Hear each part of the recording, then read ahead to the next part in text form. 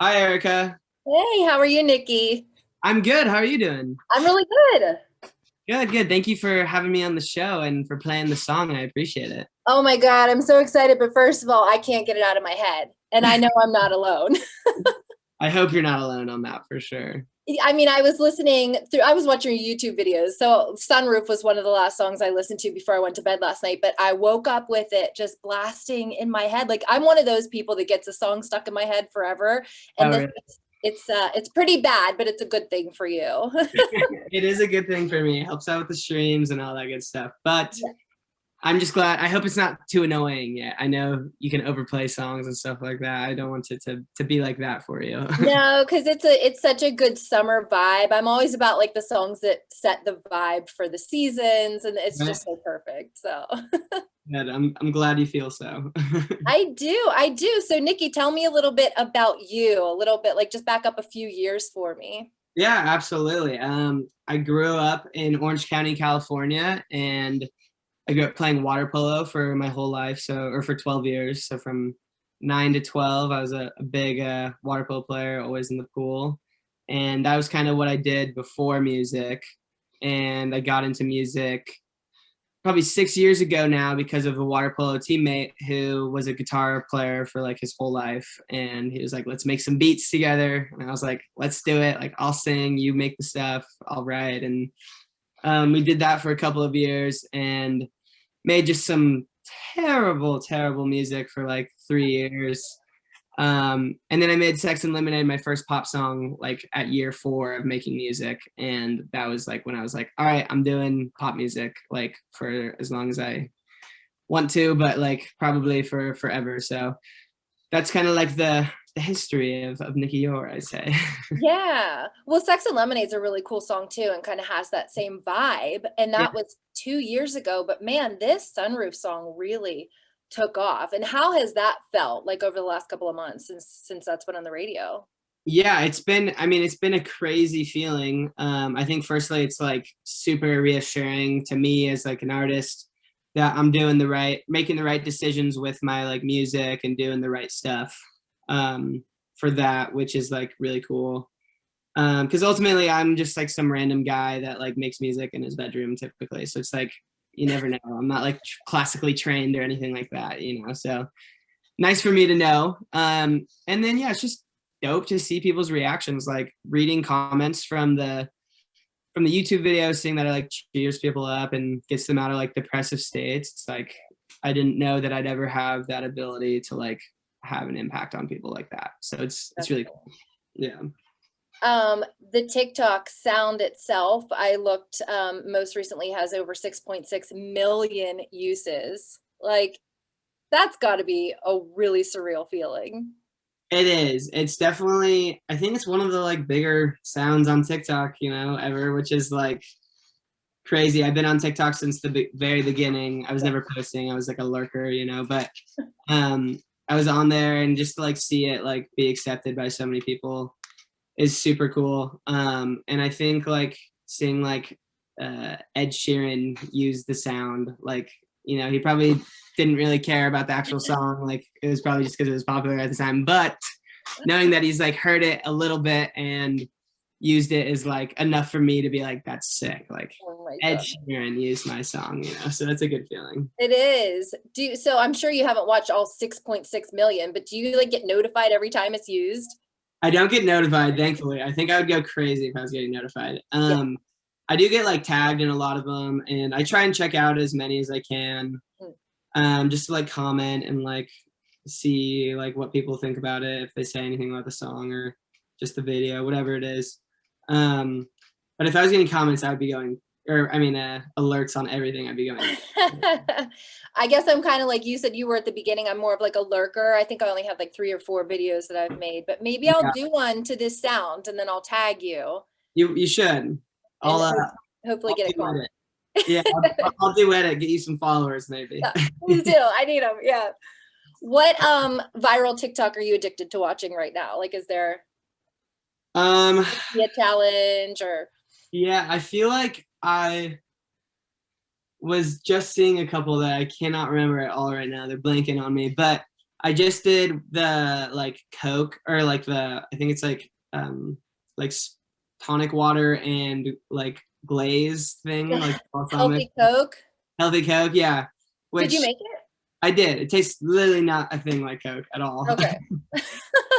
It looks a lot like Coke, that's for sure. Yeah, I think it's balsamic vinegar and seltzer water or something. Yeah, Yeah. it's terrible. It was so bad. So seeing those videos are pretty funny, and that's probably like the one that comes to mind because I just did it right now. I want to try it, but no. Yeah, Yeah. it's not worth it. It's not worth The it. last one I did is where you put the hanger on your head and you're supposed to see if it makes your head spin. Yeah, I think that was a while ago. Yep. That was a funny one.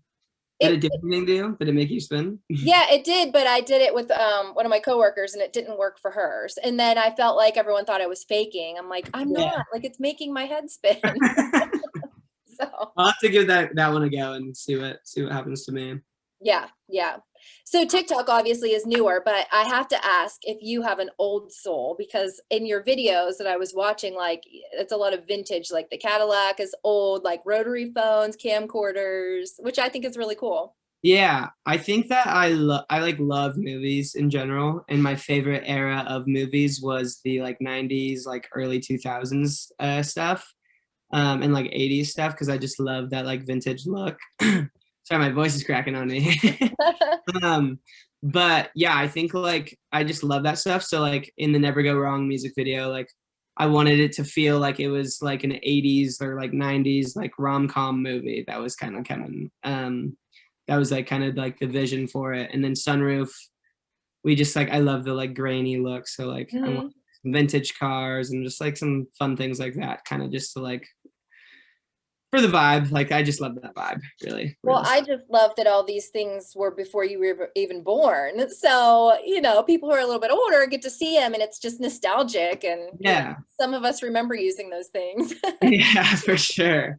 I don't know. I definitely like want my audience to be like a mix of like an older not like older, but like I'm like 23. So like the like 30s to like the like, you know, 18s, like 15 like range. Like that's like what I want my audience to be. So I try and like make it like a inclusive thing for like everyone that would still like, you know, like all of that stuff. That's what's cool about music, and especially a song like Sunroof that, I mean, it's a song any age could really like. Yeah, I definitely am super glad that that's the case. Like I want to make sure that, like I keep staying like wide area of people that could like listen and enjoy my music. Is it true that you don't even have a sunroof in your car? No, I do have a sunroof, but it's been broken for like years now.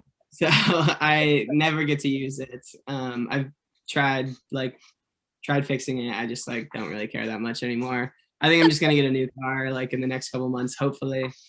And say goodbye to that thing. And it will have a sunroof. I was gonna say, I feel like with the success of the song and what's to come, you could probably afford to get a car that has a working one. Maybe. I don't know. Who knows? Yeah. We'll see how it goes over the next couple of months. And yeah, but I do want to be fiscally responsible. So that's important. Very important to me. That's a good thing to say as a 23-year-old. Yeah. Yeah. I had a degree in international business. So I feel like I have like a decent business mindset. My mom's like an accountant, so like she's always been like very like fiscally like wanted me to like know what I'm doing. So yeah, you have to be good with your money. A little bit. What do you hope or think that things are going to look like for you in a year from now, like summer 23? Yeah, well, I'm hoping that you know, I'll have more songs out obviously by then. I have an EP coming this summer. And I'm hoping that I'll have like, you know, 15-ish songs, maybe an album by the next time that we talk, or if we talk next year.